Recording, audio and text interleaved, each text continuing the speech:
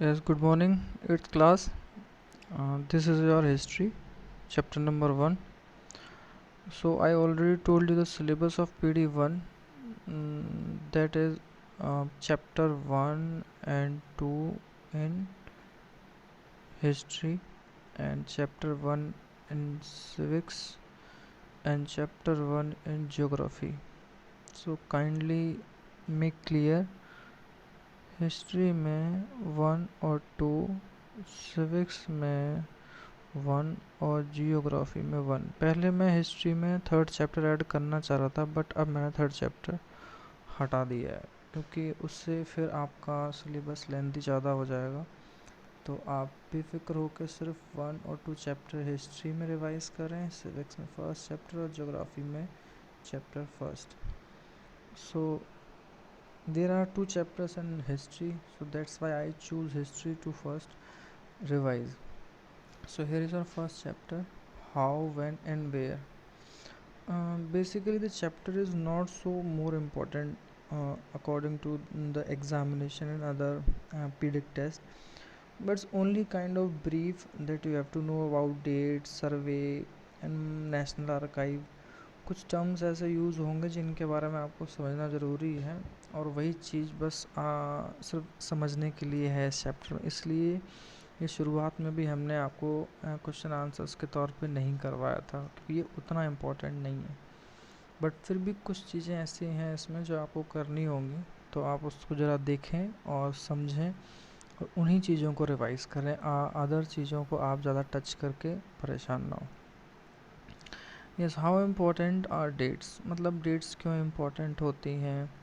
क्योंकि ऐसा टाइम होता है, हिस्टोरियंस वो लोग होते हैं जो हिस्ट्री लिखते हैं, फैसिनेटेड विद डेट्स का बहुत प्रॉब्लम होता है। वो डेट्स के अकॉर्डिंग ही हिस्ट्री में सारी चीज़ लिखी भी जाती हैं, आप भी जानते हैं। There were heated debates about the dates on which rulers were crowned और बैटल्स वर फॉट। प्रॉब्लम ये है कि हमारे आसपास चीज़ें हम देखते हैं वो भी आज भी इतना सोर्सेज होने के बाद भी, या पहले किस रूलर ने कौन सी लड़ाई कब लड़ी, किस राजा को कब क्राउन किया गया, इस डेट्स के लिए बहुत सारी हीटेड डिबेट्स, मतलब बहुत गर्मा गर्मी वाली बहस हो जाती है कि लोग एक दूसरे पे अपनी अपनी डेट्स को थोपना चाहते हैं। In the common sense notion history was synonymous with this. अगर हम एक कॉमन सेंस की तरह देखें, डेवलपमेंट की तरह देखें, हिस्ट्री को एसोसिएट किया गया है डेट्स के लिए, क्योंकि हिस्ट्री में कुछ भी बिना डेट के नहीं लिखा जाता और विद फैक्ट ही लिखा जाता है, तो इसलिए डेट्स हमारे लिए इम्पोर्टेंट हैं। How you may have heard people say I find history boring because it was about memorising dates, such is such a conception true? लोग अक्सर कहते हैं हिस्ट्री सिर्फ डेट्स के बारे में ही है, डेटों को याद करने के बारे में, बट ऐसा सच नहीं है। ये आप एक फिगर देख रहे हैं, इसमें आप देख रहे हैं ये हिंदुस्तान लिखा है, यहाँ पे आप देख रहे हैं इसमें हिंदुस्तान लिखा है बाय जे नेरल।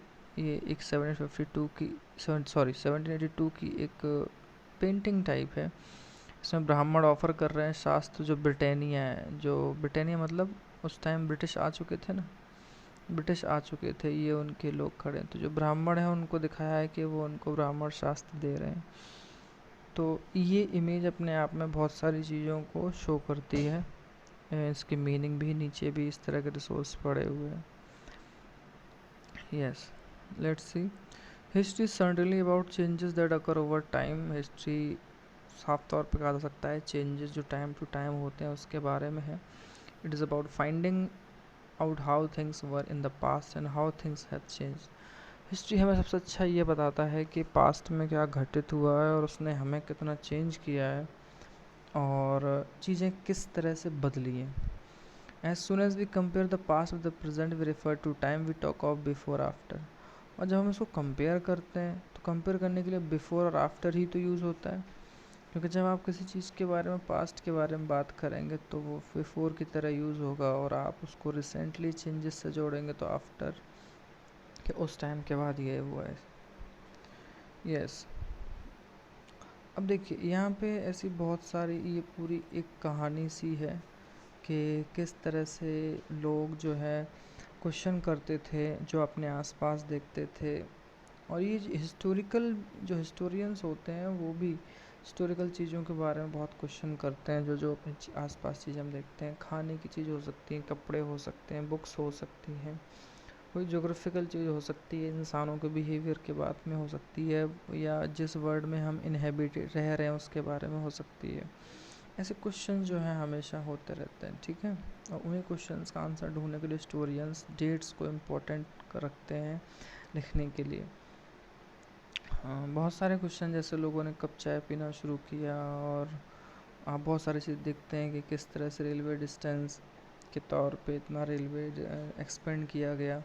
आप रीड पेपर करते हैं मॉर्निंग में तो आप देखते हैं कि किस टाइम पे बिगिन प्रिंट होना हुआ था, वो डेट भी वहाँ दी होती है, ठीक है।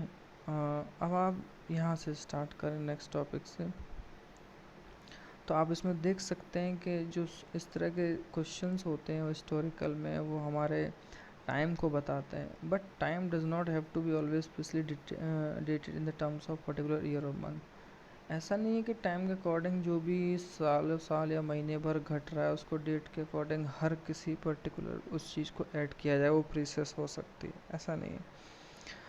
कई बार हो सकता है कि वो इनकरेक्ट भी हो, तो उन डेट्स को फिक्स करना बहुत ज़रूरी है ताकि जब वो हमारे सामने आए तो लोग उसको जाने और समझे भी। तो उसमें कहा भी गया है, people in India did not begin drinking tea one fine day, they develop a taste for over time. अब किसी चीज़ को किसी ने पहली बार यूज़ किया तो उस डेट को इम्पोर्टेंट है एक बार, बट अगर डिस्क्राइब करना है कि इंडियंस ने चाय पीना कब शुरू किया, तो इंडियंस के लिए तो पूरे ऑल इंडियंस पे इस्तेमाल हुआ ना वो वर्ड। तो उसमें भी देखा जाता है कि वो ओवरऑल कितना टाइम लगा उस टेस्ट को डेवलप होने में, कि वो बिगिन एक तरह से हो गया। आज चाय हमारे लिए इम्पोर्टेंट है, हम बहुत ज़्यादा पीते हैं।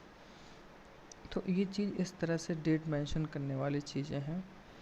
तो देखिए ये लिप्टन का ऐड है, लिप्टन टी आज भी है, ये उस टाइम का ऐड है अपने टाइम में, और ये आई थिंक है 1992 का एडवर्टाइजमेंट है। तो ऐसी बहुत सारी चीज़ों को एडवर्टाइज़ करने के लिए बनाते थे ताकि वो अपने टी को बेच सकें। और वो तो यहाँ तो वैसे भी ट्रेड ही करने आए थे, बट उन्होंने हर तरह से हम पे कब्जा किया। ये आप लेटर ऑन सेकंड चैप्टर से स्टार्ट करेंगे। एक्चुअली इसमें कुछ भी ऐसा नहीं है कि मैं आपको बहुत ज़्यादा पढ़ाऊँ, सबसे बड़ी प्रॉब्लम यही है इस फर्स्ट चैप्टर की।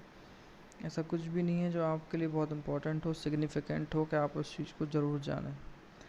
हाँ, कुछ चीज़ें हैं वो आपको समझा देते हैं। जब हिस्ट्री लिखी गई ब्रिटिश के ज़रिए इंडिया के लिए, जो ब्रिटिश हिस्टोरियंस थे जब वो इंडिया में थे और यहाँ के लिए लिखी जा रही थी डेट्स के लिए, हिस्ट्री के रिटर्न के लिए, the rule of each governor general was important.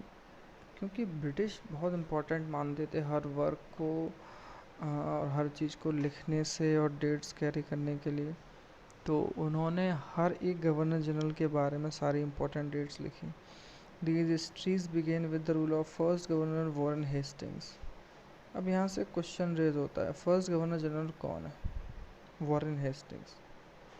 India का जो फर्स्ट गवर्नर जनरल है वो वॉरेन हेस्टिंग्स है। उसकी डेट से बिगन होता है जब उसका रूल शुरू होता है, वहाँ से हिस्ट्री लिखना स्टार्ट करते हैं Britishers, and ended with the last viceroy Lord Mountbatten. और जो लास्ट वॉइसरॉय हैं, अच्छा आप देख रहे हैं जनरल गवर्नर जनरल से वर्ड ऑफ वॉइसरॉय चेंज हुआ है।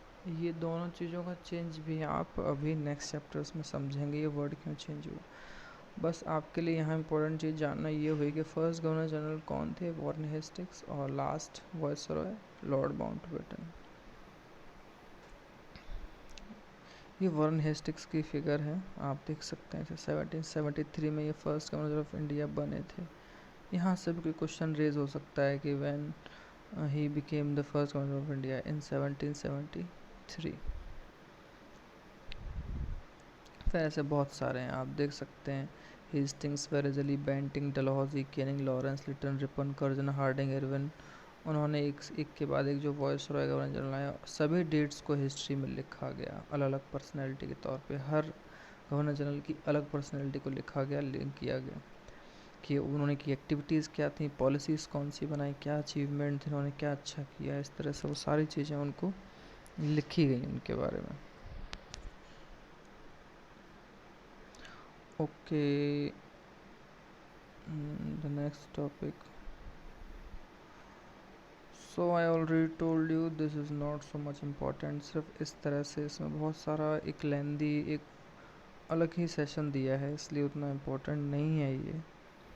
हाउ डू वी पीरियडाइज, एक ये है कि हम टाइम को कैसे बदलें, सॉरी उसको राइट करें कि ये टाइम एंशियंट था, ये टाइम मिडिवल था और ये टाइम मॉडर्न है। तो ये चीज़ें भी बड़ी इम्पोर्टेंट हैं। अब वैसे तो हिस्ट्री इन 3 टाइम में ही बटी हुई है, बट शुरुआत की ये कहानी है कि वो कैसे प्रिडिक्ट कर रहे थे। तो वो कैसे कर रहे थे, जेम्स मिल एक स्कॉटिश इकोनॉमिस्ट था, पॉलिटिकल फिलोसोफर। उसने पब्लिश किया 3 वॉल्यूम वर्क को, ए हिस्ट्री ऑफ ब्रिटिश इंडिया, ये उसकी बुक का नाम है। आप ध्यान रखेंगे जेम्स मिल की बुक का नाम है, तो ये क्वेश्चन ज़रूर आ सकता है, रेज हो सकता है। Right the name of book of James mill, A history of British India. इसको 3 वॉल्यूम में उसने पब्लिश किया था। इसने डिवाइडेड किया इंडिया को 3 पीरियड में, हिंदू, मुस्लिम एंड ब्रिटिश। कि पहले यहाँ पे हिंदू रूल था, फिर मुस्लिम रूल था और उसके बाद ब्रिटिश रूल आया 1857 के बाद पूरे पूरे तरीके से। तो ऐसा नहीं है कि हिंदू, मुस्लिम और ब्रिटिश से उस चीज़ को ऐड करके देखा जाए, बट जेम्स मिल ने अपने अकॉर्डिंग लेके, वो ब्रिटिशर्स था ना, तो वो अपने यहाँ की चीज़ों को अपनी तारीफ़ करने के लिए लिखता था, इंडिया के लिए नहीं वो चीज़ लिखी जाती थी। और आप देखते हैं कि इसको वाइडली एक्सेप्ट भी किया गया, लेकिन इसमें बहुत सारी प्रॉब्लम्स भी थी। Okay, so next topic, this is not so important, this is not what is colonial, no this is not colonial। So basically जो चीज़ें मैंने आपको अंडरलाइन करवाई हैं, छोटी छोटी डेट्स या पर्सन या उनके बारे में, वो लिखना बहुत ज़रूरी है, आप उनको याद भी करें। और इसमें ऐसा कुछ भी नहीं है। इसमें यहाँ पे एक चीज़ आपके लिए बस ये जानना ज़रूरी है कि एडमिनिस्ट्रेशन यानी जो प्रशासन होता है ना, जैसे ऑफिसर्स होते हैं, सीएम होते हैं, मिनिस्टर्स होते हैं, उनके रिकॉर्ड्स को रखना, जैसे आज भी रखे जाते हैं, उस टाइम उन्होंने ब्रिटिशर्स ने रखना शुरू किए थे। One important source is the official record of British administration. अगर हम बात करें कि हमारे यहाँ ब्रिटिशर्स ने कैसे वर्क किया, कैसे नहीं किया, तो आप देखेंगे जो ब्रिटिशर्स के जो रिकॉर्ड्स हैं वही हमारे काम में आते हैं, क्योंकि वो लिखते थे, लिख के हर चीज़ का डिटेल रखते थे। अभी अर्लियर आपने पढ़ा कि जितने भी गवर्नर जनरल या वायसरॉय थे, उनके वर्क, उनकी सारी चीज़ों को लिखा गया है और रिकॉर्ड में रखा गया है। तो वही थी, ब्रिटिश बिलीव करते थे कि राइटिंग जो है इम्पोर्टेंट वर्क है। एवरी इंस्ट्रक्शन, किसी तरह का जो नियम बताया गया है, कोई प्लान है, कोई पॉलिसी है, डिसीज़न है, एग्रीमेंट है, इन्वेस्टिगेशन है, उसको क्लियरली लिखा जाना चाहिए। वो इस चीज़ को बहुत ज़ोर देते थे। और अब तक इंडिया में ऐसी चीज़ें थोड़ी सी कम रखी गई थी कि हर एक चीज़ को लिखा जाए, लेकिन वो लिखते थे। Once this were done things could be properly studied and debated. अगर ऐसा हो और ऐसा लिखा जाए, फिर हम प्रॉपरली उसको पढ़ भी सकते हैं और डिबेट भी कर सकते हैं। वरना किसी चीज़ पे जो चीज़ लिखी नहीं गई, सिर्फ सुनी हुई है, उस पर डिबेट करने से कोई फ़ायदा नहीं है। ओके, सो ये बिल्डिंग है नेशनल आर्काइव्स ऑफ इंडिया।